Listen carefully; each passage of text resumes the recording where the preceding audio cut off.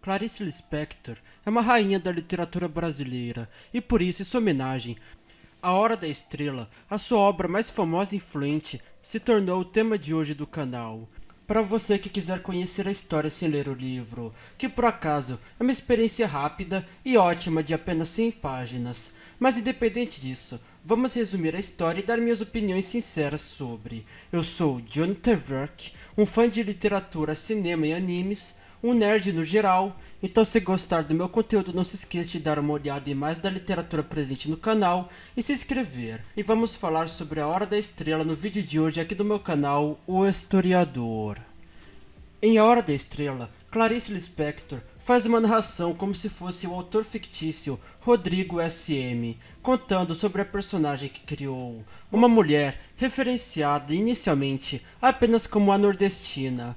O começo do livro se envolve em muitas discussões morais, com o primeiro parágrafo sendo o autor fictício falando sobre como tudo que acontece é por causa de algo que aconteceu antes. Então percebemos que o motivo desses pensamentos é porque está tentando começar a falar dessa personagem, mas tem vergonha, falta coragem de explicar tudo de uma vez. Por isso enrola muito enquanto se esforça para tentar, de pouco a pouco, apresentar Nordestina, explicando ser uma mulher que vivia sozinha no mundo. Seus pais tinham morrido quando ainda era bebê e passou o resto da sua infância sendo criada por uma tia muito rígida e também sozinha no mundo, que a levou para o Rio de Janeiro e conseguiu trabalho para ela como datilógrafa, mas ela acabou morrendo logo em seguida, deixando a nordestina para se virar sozinha.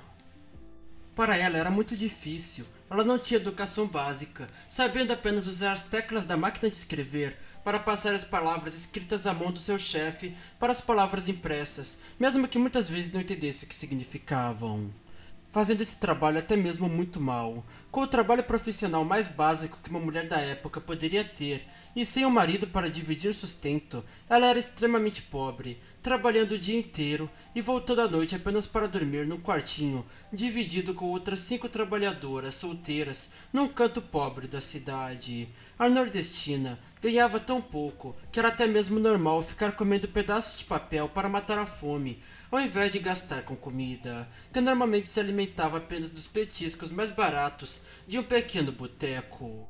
O autor aqui deixa claro que naquela mesma área viviam muitas mulheres que se referia como vagabundas de rua que vendiam o corpo para sobreviver.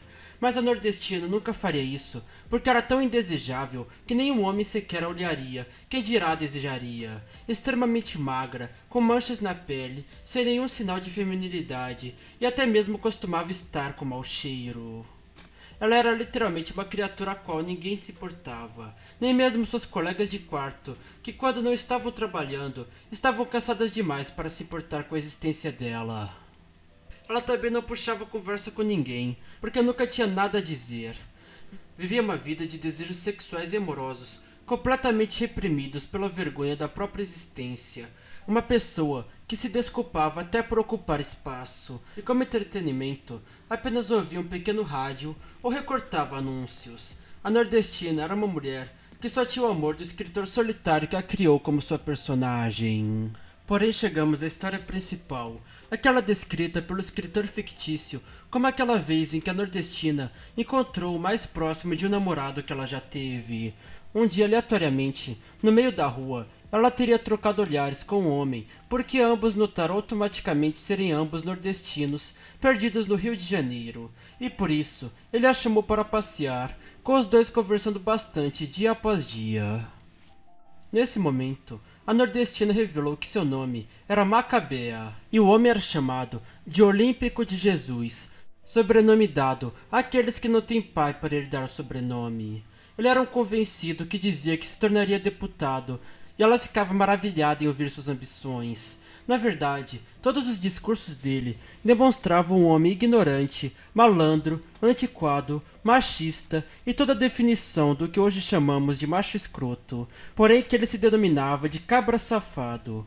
Como Macabea não tinha educação escolar, mas era extremamente curiosa sobre as coisas que não sabia sobre o mundo, e notava que Olímpico era muito sabichão, a pauta mais comum de suas conversas, já que ela não tinha muitos assuntos normais, era ela ficar perguntando coisas que queria muito saber, o significado de palavras que repassava na máquina de escrever.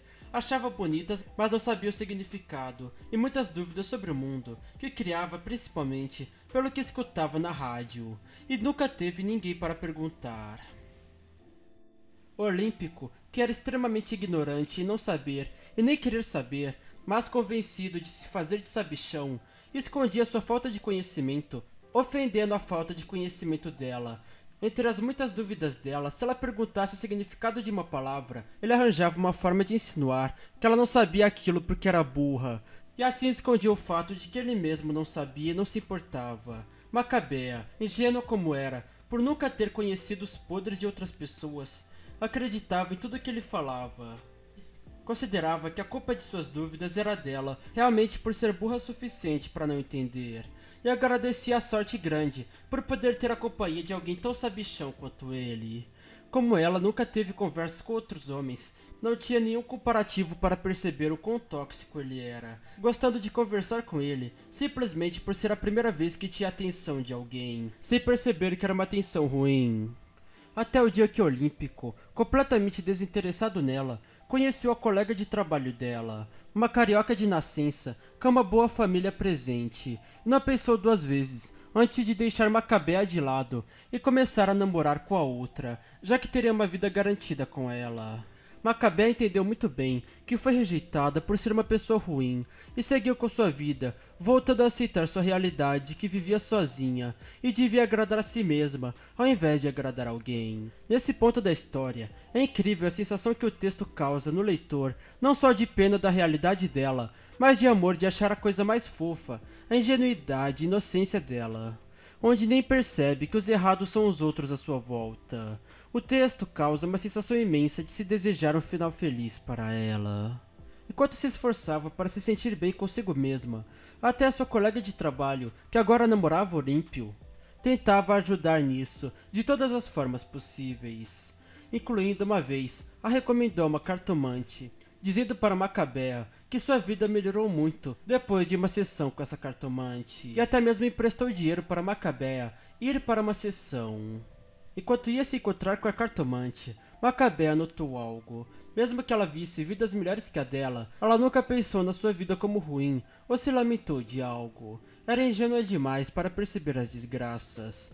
E a cartomante adorou o quão adorável era essa visão de mundo dela. A cartomante, enquanto fazia sua sessão, lhe contou a sua história de vida, onde começou como uma simples prostituta e cresceu até se tornar uma cafetina extremamente rica, e agora a profissão de cartomante era algo muito mais como um passatempo para expressar sua fé em sua religião e superstições. Ela viu que Macabea também tinha fé em Jesus Cristo e por isso lhe desejava muito boa sorte. Ela acertou tudo sobre o passado de Macabea e ao prever seu futuro, lhe disse que conseguiria uma oferta de emprego melhor e que se dedicando na fé, conseguiria uma aparência muito melhor, se tornando pela primeira vez bonita. Conseguiria ganhar um pouco mais de gordura tomando uma feminilidade muito mais atrativa. E seu ex-namorado voltaria a gostar dela, mas melhor que isso, um estrangeiro muito rico também se apaixonaria por ela, e ela poderia ter um futuro ainda melhor do que teria com seu ex. Ao perceber que tudo isso só poderia ser verdade, Macabea não pôde deixar de comemorar. Ela sempre soube que não teria um bom futuro e nunca se lamentou por isso, porque aceitava bem sua realidade. Mas agora que ganhou um presente de Deus, o tal bom futuro que sempre lhe foi impossível, o paraíso estava à sua frente. Já se dispôs a voltar para casa feliz, correndo pelas ruas do Rio de Janeiro, enquanto sorria e comemorava o que viria a seguir, até que foi atropelada por um carro e morreu ali mesmo, terminando a história do livro. Opinião. A minha opinião sobre o livro é notar principalmente a crítica social que a autora demonstra quanto à pobreza nas cidades grandes, a baixa oportunidade que os nordestinos têm, como são os relacionamentos tóxicos e principalmente a questão de como funciona a solidão na qual são jogadas as pessoas que os outros não se interessam, principalmente as famosas solteironas. Nome esse usado de forma ofensiva, já que significava que a mulher seria tão desinteressante que nenhum homem se interessaria por ela. Mas o traço que mais me marcou foi a demonstração de como uma pessoa que vive isolada pode ser maravilhosa de coração puro, mesmo que ninguém veja isso, porque ninguém se dá o trabalho de conhecê-la. Algo que realmente podemos notar hoje em dia, onde aquela parcela de pessoas sociáveis estão tão acostumadas a presenciar a vida de centenas de pessoas sociáveis que nem percebem que estão numa bolha, não tendo empatia de imaginar como é a vida de uma pessoa antissocial, porque nunca conhece nenhuma.